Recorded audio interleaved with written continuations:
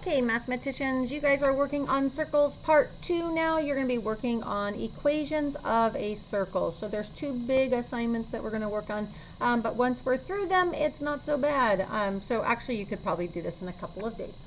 Okay, so the standard form for the equation of a circle is the coordinate plane, in the coordinate plane is given as, now this is going to look messy, but I'm going to show you what it means. I have the quantity of x minus h squared plus the quantity of y minus k squared equals the radius squared. Now, that means that hk is the center of our circle and r is the radius. So if we have a circle, the very center of the circle, we call that point hk, h comma k. And we've already talked in previous lessons about how our radius is from the center to the edge of the circle. So if you need to refer to this picture as we work to graph our circles, you can do that. The other skill that I need you to remember is how to undo a square number. So we do have some square numbers because notice that radius squared. They're going to give us a value and I need to find the square root of that number.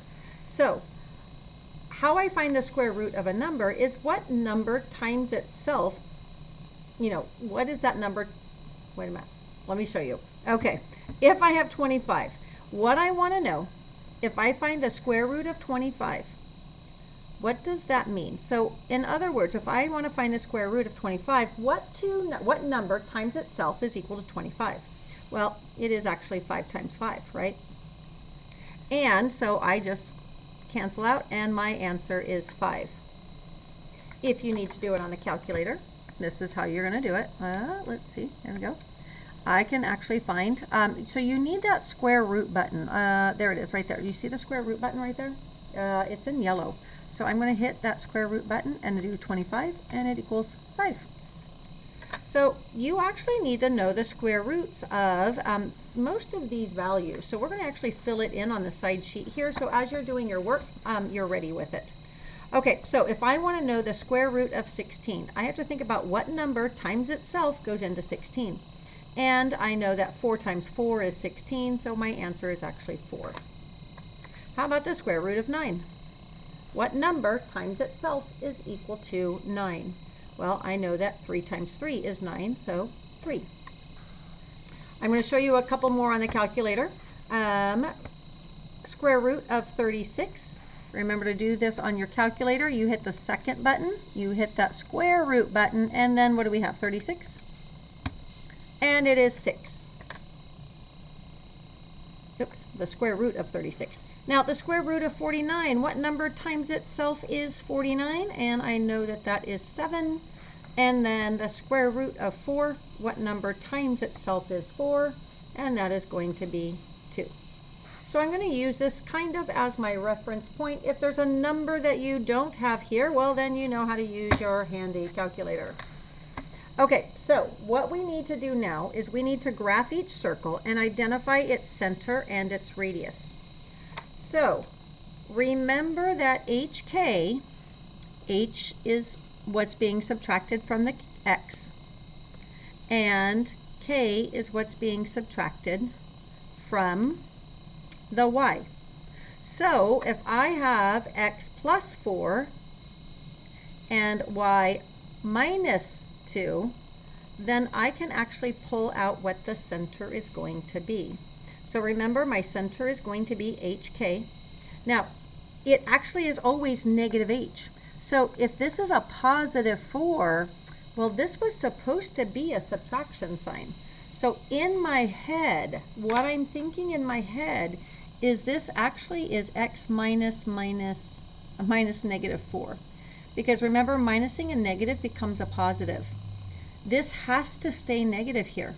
And since this is supposed to be negative, then that must be a negative 4. So H is a negative 4. Now here, notice I have Y minus 2. Well, the minus needs to stay. So I just have to take out that 2, right? So my center is negative 4, comma 2. Now my radius is 25. So I need to square root that. The square root of 25 is, 5. So that is my radius of 5. Now, how am I going to sketch this? Well, I do notice that I have my, and you know what, those bars are kind of hard to see. So here, let's go ahead and, I'm just going to, you know what, I'm going to make them a little bit darker. If you need to make yours a little bit darker, you can too. Notice that the arrows are there, but the X and Y axis actually look kind of pale. Okay, so I have a center at -4, 2. So I'm going to always start at 0, and this is my X. So I'm going to go 1, 2, 3, 4 backwards, right? -4. And then I'm going to go up 2. So here is the center of my circle. Now my radius is 5. That means I need to go 1, 2, 3, 4, 5. And there's a dot on my circle, right? And I can actually do several radiuses or radii. 1, 2, 3, 4, 5. 1, 2, 3, 4, 5. 1, 2, 3, 4, 5. Now, this isn't a circle yet. I would have to keep adding, but remember, we can't count sideways because those are different. So I'm just going to kind of sketch it. I'm going to get my pencil. I'm just going to kind of sketch my circle. I'm just going to kind of make a circle that just encompasses all those dots, right? So this is kind of my circle here. I noticed that got a little not so curvy. You know what? Don't be too picky as long as, you know, there we go. Now I got them. Oh, okay. So this is kind of what my circle would look like. So just do the best that you can. You can sketch yours too. Okay. So let's go ahead and take a look at our next one. Okay, in my next one, I notice that I have X -7. Well, that minus sign says, so that means my H is 7, right? Oops, I didn't mean to do that in here. I wrote it in pen. Here, let me get rid of that. So I'm going to do it in pencil just in case I make a mistake again. H is actually going to be 7. Now my K, look at that. I just got a Y squared.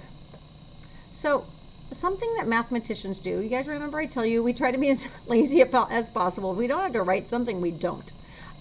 So what that means is this is actually Y minus something squared. Well, if we're not writing it, what does it have to be? It has to be a 0. Because -0, why am I going to write -0? So we have to kind of think backwards and go, okay, so there is a -0 there. We just didn't write it. So I know that my K is 0. Okay, now what's my radius? Well, my number is 4 here, so I need to square that. Or no, sorry, I need to square root it. So I'm going to square root the 4, and that is actually 2, right? So my radius is 2.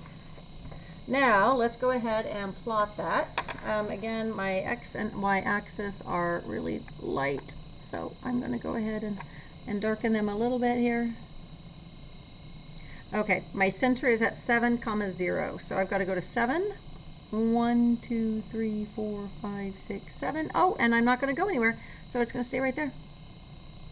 Now my radius is only 2. So I'm going to go 1, 2. I'm going to go 1, 2.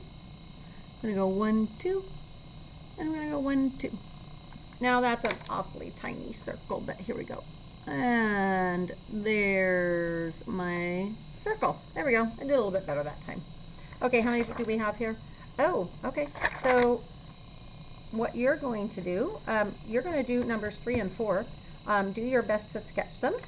And then on the back here, I actually just need to have you give me the information, right? So the center, remember center is going to be H, K. I notice that that is a -5. The negative stays, so it's going to be 5. And K, look, it's -1. So the negative needs to stay, so it's just 1. 5, 1. And then my radius, I'm going to find the square root of 64, and I happen to know that that is 8. You can check it on your calculator. So go ahead and do these problems. When you get down here to general form, cross it out and actually tear off the back page. You don't need to do them. So just go through number 12, and you are done with this assignment.